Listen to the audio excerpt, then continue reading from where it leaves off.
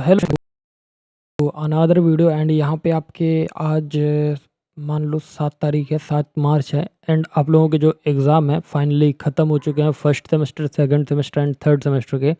And अब आपके practicals हैं मंडे से। तो आज सैटरडे है एंड कल 8 मार्च है।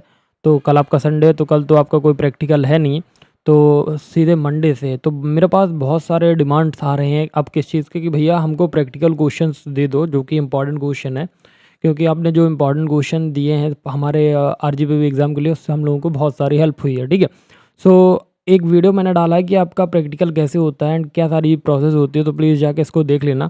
एंड अब ये जो वीडियो होने वाला है ये किसका होने वाला है, ये प्रॉपर इंजीनियरिंग फिजिक्स के इम्पॉर्टेंट क्वेश्चन होने वाले बाय बाय के।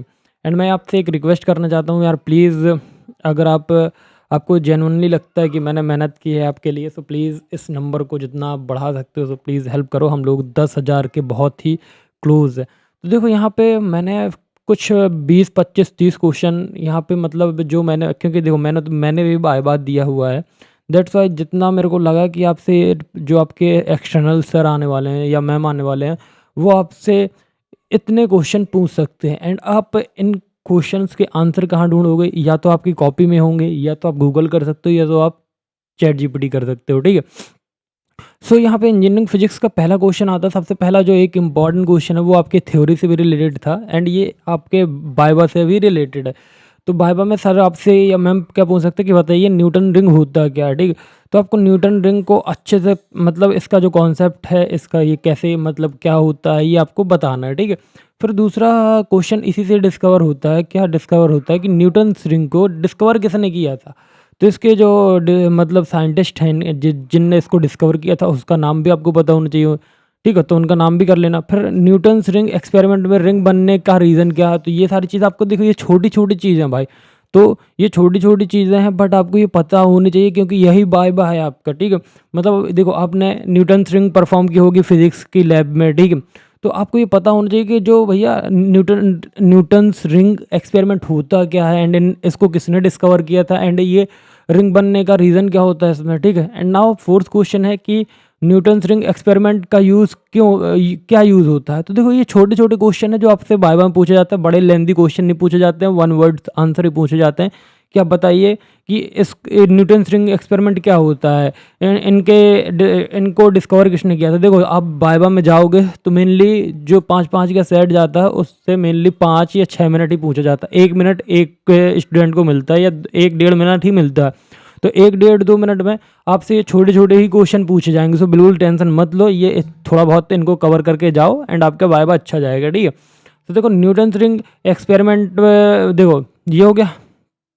न्यूटन्स रिंग एक्सपेरिमेंट में मोनोक्रोमेटिक लाइट सोर्स यूज़ करने पे क्या होता है, जो आप मोनोक्रोमेटिक लाइट यूज़ करते हो न्यूटन्स रिंग में, तो उससे क्या होता है। ठीक है, फिर आता है न्यूटन्स रिंग एक्सपेरिमेंट में वाइट लाइट यूज़ करने पर क्या होता है, तो ये सारी चीज़ें पता होनी चाहिए। फिर आता है न्यूटन्स रिंग एक्सपेरिमेंट में कॉमनली कौन कौन सी मटेरियल यूज़ होती है। ठीक है, एंड नाउ अब आता है वेव ऑप्टिक्स। तो वेव ऑप्टिक्स क्या होता है, तो आपको वेव ऑप्टिक्स पता होना चाहिए। आप भाई 2-4 मतलब जैसे मैं आपको बता रहा हूँ ना कि वेव ऑप्टिक्स क्या होता है, तो आप हिंदी में भी बोल सकते हो वाइवा में और इंग्लिश में भी बोल सकते हो कि वेव ऑप्टिक्स का मतलब ये होता है। वेव ऑप्टिक्स में इंटरफेरेंस क्या होता है, हाइजीन प्रिंसिपल क्या होता है एंड वेव ऑप्टिक्स में डिफ्रैक्शन क्या होता है।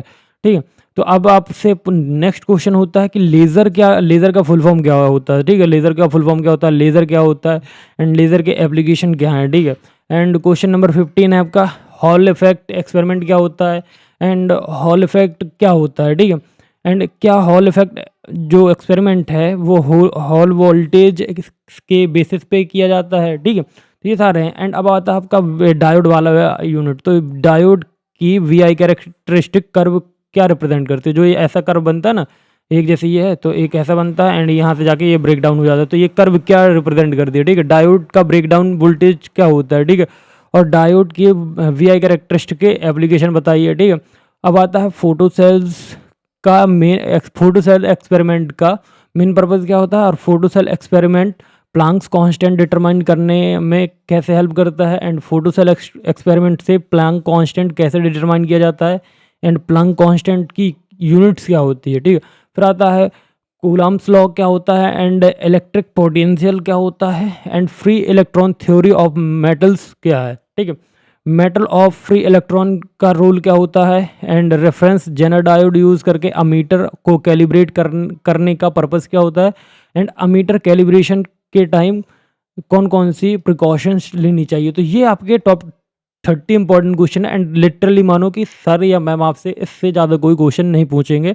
जितना मेरे को लगता है कि हाँ यही मतलब आपको मतलब जो मेरा एनालिसिस है, तो मेरे एनालिसिस पे ये 30 क्वेश्चन सफिशिएंट है एंड बाकी आप माइकलसन इंटरफेरोमीटर एंड जो भी आपको लगे तो आप प्लीज़ पढ़ सकते हो, जैसे माइकलसन हो गया एंड जेनर डायोड के तो हमने बता ही दिए हैं, तो बाकी आप पढ़ सकते हो, ठीक है। बाकी मेरे हिसाब से तो यही आपके 30 इंपॉर्टेंट क्वेश्चन है, तो प्लीज़ आप इनको अच्छे से कर लेना एंड अगर आपसे बने तो आप इनको मतलब वाइवा में अगर आपसे इस टाइप के क्वेश्चन पूछे जाते हैं तो प्लीज़ आप रिस्पॉन्ड करें अगर आपको आता है तो।